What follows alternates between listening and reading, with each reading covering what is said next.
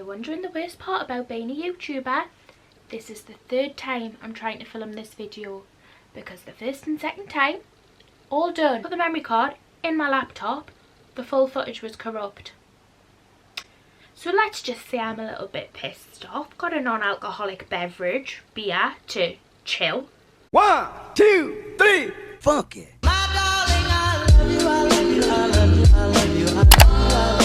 Hello honey buns, it's Demi. Welcome back to my YouTube channel, or if you were just joining us now, welcome! For today's video, I am going to be doing the video where I answer questions that you are too afraid to ask YouTubers. I seen my friend Fabhan do this video and I genuinely loved it. I thought it was just a really good idea. So if you want to see her video, I will have it linked below. I would encourage you to go and watch it because she was really open and transparent in the video and I loved it. So today, that's what I'm going to be doing. I'm going to be answering your questions. I asked over on Instagram for all your questions. So if you're not following us on Instagram, get over there, pop us a little follow, send us a message, and I'll probably even follow you back because I follow people back all of the time. We're just going to get into it without further ado. Do you earn more than the average person? So I wasn't really sure how to answer this question, so I googled what the average person earns in the UK, and the average yearly salary in the UK is £29,000. Just done my tax return and I did earn more than that last year, so I guess yes, I do earn more than the average person. But it really does depend because I think a YouTuber's job can fluctuate month to month, but yeah, I did earn more than that last year. Are events awkward? Yes, I feel like at the beginning events can be really awkward and quite intimidating as well when you don't know the brand or the people who work for the brand and you don't know other YouTubers. So they're very intimidating at the beginning. Like the longer you're at the industry, the more events you go to, the less intimidating they get. You make friends naturally through going to events, and then often when you're off to an event or you're invited to an event, you text your friends, see if any of them are going. I feel like now I always know someone who's at the event before I go, so they're not as awkward now, but they definitely can be. Do you worry and have a plan in case YouTube doesn't work out? For me personally, no, because I feel like when I used to work for my local authority, which I did before I left for YouTube, each year there would be what was called restructures where they would let go of hundreds of staff. And I feel like even in a contracted job, you are not secure in that job. Employers are always having restructures and getting rid of staff. So I actually feel a little bit more secure doing YouTube. I have multiple streams of income and yeah, it's just not really something that I worry about because I just feel like I'm in such a fortunate position. I'm literally doing my dream job. Why would I spend this time worrying about how long it's going to last for, and instead of just join it while it's lasting? So that's kind of my mindset on it. So no, I don't really worry. How long is the process in working with a brand? Now this honestly really just depends on the brand deal, what the brand wants and the type of things that they want in the campaign, and how quick you as a creator and how quick the brand can get their information a year. So I've had brand deals that have taken 2 weeks to complete from start to finish, but then I've also had brand deals that take 5 months. So it really does depend. Like I'm working on some brand deals now that won't actually go live until November, but then I've also did brand deals within 2 weeks. So it really does depend, but I would say the average is around a month, 2 months. How much money did you make from your most viewed video? So I did have to look this up before I started, but the money that I made from my most viewed video, which was the worst rated nail salon video, was $1,751. So that converts to around £1,600 from one video, which is absolutely madness. Best brand that you've worked with? Honestly, I'm so fortunate in the fact that I work with so many amazing brands that I love, like genuinely love, and could only have dreamt about working with 4 years ago. So I definitely can't pick one. I will list a few for you. Everything £5 lounge underwear, who I'm actually wearing now. Glossy Box, they do the most amazing events and they're a really nice team of people to work with. Muscle Food are another amazing brand that I've worked with. Pretty Little Thing, Boohoo, like honestly there's so many and I'm so grateful to work with all them brands that I definitely couldn't pick one. Worst brand that you've ever worked with? And now I'm quite fortunate in that the brands that I've worked with are usually really lovely to work with and I've not really had any problems apart from last year. I did have a bit of an issue with Protein World. Absolutely love the products, nothing to do with like the content that was produced or the way that the collaboration was managed, more so just that it took 5 months for me to be paid after I did the work, which was a little bit disheartening because I genuinely love the products that they have. Like the vegan protein pancakes are delicious. delicious, and I would like to continue to work with the brand, but I just think it did put us off having to wait nearly half a year just to get my payment. So yeah, that was a little bit disappointing. I remember at the time I was actually quite stressed about it and really down about it, but on a whole, I don't really have that many bad experiences, and I've definitely not worked with a brand that stands out as being really upsetting or sad. If your channel declined in views, would you consider another job? Kinda discussed this before, but a YouTuber has multiple streams of income, which would mean if my channel declined in views, I wouldn't necessarily lose out financially completely. Like, it wouldn't mean that I was jobless. So no, I wouldn't straight away look for another job. However, if I stopped getting all financial income from my social medias, then yeah, I would obviously have to look for another job. But like I said, it's not something I worry about. I am looking to have other financial investments outside of that. So yeah, technically it's not something that I really worry about. Have you ever filmed and edited a video but not uploaded? Oh my god, yes, I have done it, but I don't do it that often. I feel like other YouTubers do this quite often, but I personally don't do it that often.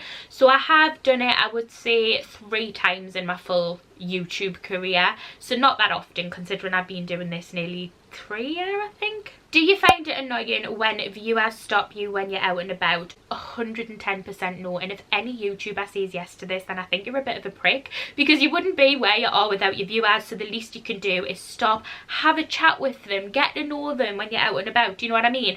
Honestly, it makes my day, and I get a proper buzz inside of us when people come up to us. It's like, oh, it's just amazing. Like, I absolutely love it, and I'm so grateful to have you all and I have the support from you. So no, I don't, and I won't ever. And if you ever see us out in public, please come and say hello, let's have a little chat. Highest you've been paid for a brand deal? So again, I had to look at this because I wasn't actually sure, but it was £7,800.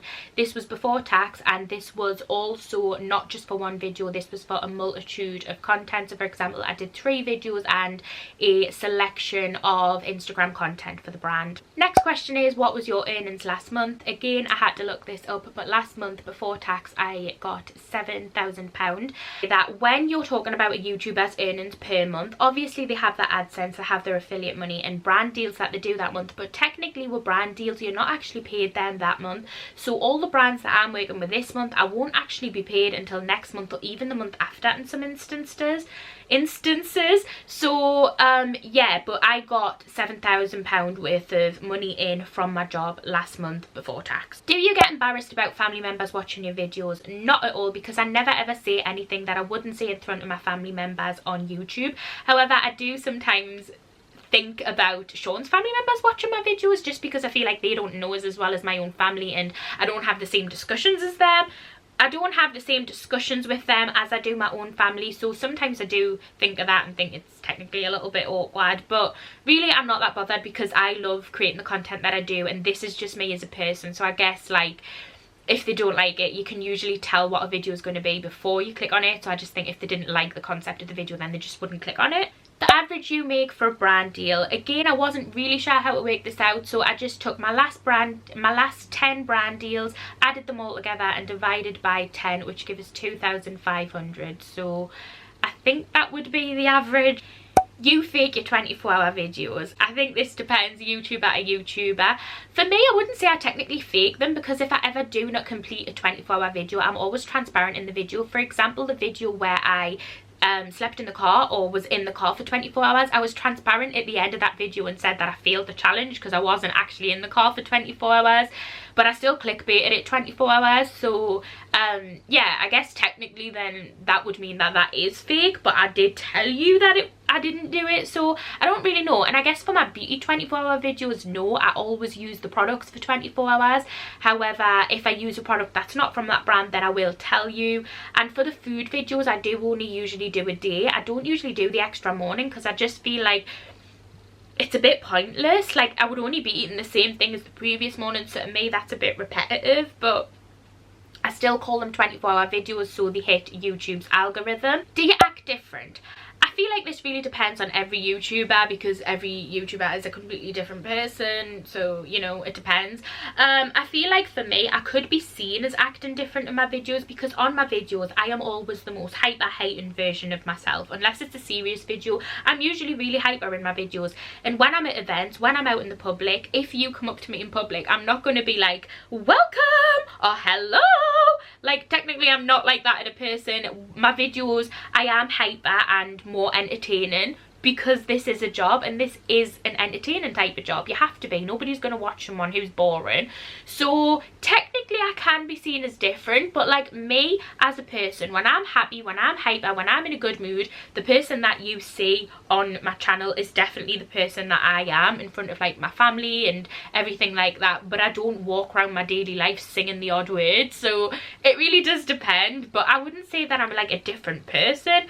It just depends. Like, sometimes when I'm having a bad day in my bed, lying there feeling sorry for myself, I'm not going to film them days, because it's not entertaining for you and it wouldn't be fun for me. So I'm not different, I'm just more hyper for the camera, but I'm also hyper in real life when I'm in a good mood. So it just, yeah. Do you get annoyed when your videos don't get good views? I don't get annoyed, because overall monthly I have a very good view rate for my channel, and I'm very, very grateful. So I definitely don't get annoyed. But I think when you've put a lot of work into a video and it doesn't get the views you expect it to, you can feel disappointed. But I just remember how grateful I am to be doing this job, and there's definitely been times where it's affected us, and I've like privated videos that haven't reached a certain amount of views, and you know, that type of thing. But on the whole, like, I'm not that bothered about it anymore. Like, I'm so grateful to be doing this as a living. And I feel like lockdown, and this is like going off topic a little bit, but I feel like lockdown has really, I don't know, it's just taught me a lot, and I think it's been really good for me in some aspects. Anyway, we're going off plan. But no, I don't get annoyed anymore when my videos don't get views, but I did used to be quite disheartened about it. The last question that I'm going to answer is, why is everyone so secretive about what they earn on YouTube? Honestly, this is a question that I ask myself all of the time, and I feel like, am I doing something wrong by being transparent about what we earn? But then I don't feel I am, because one of my favourite creators on this platform is Patricia Bright, and I love her for her honesty, and she's always been transparent about what she earns online, and I love her for that. I absolutely love her for that. So I feel like if she's got where she has got through being transparent, then she's obviously doing something right. And I always feel like yous are the reason that I am getting what I'm getting, so I might as well be honest with you and give you the information that you're asking for. I know that money is a personal subject and not everybody wants to talk about it, but personally it's not that personal to me. You got us where I am, you're asking me a question, I'm gonna answer it, and it's just my mindset on it. But I know everybody feels differently about it, so yeah. This is going to conclude the video. I really hope you appreciated the honesty in this video. If you did, please don't forget to give it a thumbs up and subscribe. If you would like part 2, leave any questions that you feel like I didn't answer in the comments below, and I will do part 2 if we get enough questions. If not, I might just answer them in the comments as well. So yeah, that's the end. Without further ado, I'm going to let you go, and I'll see you very shortly for another video. Bye! By the way, if you ever meet us in person, I am not going to sing bye to you like that.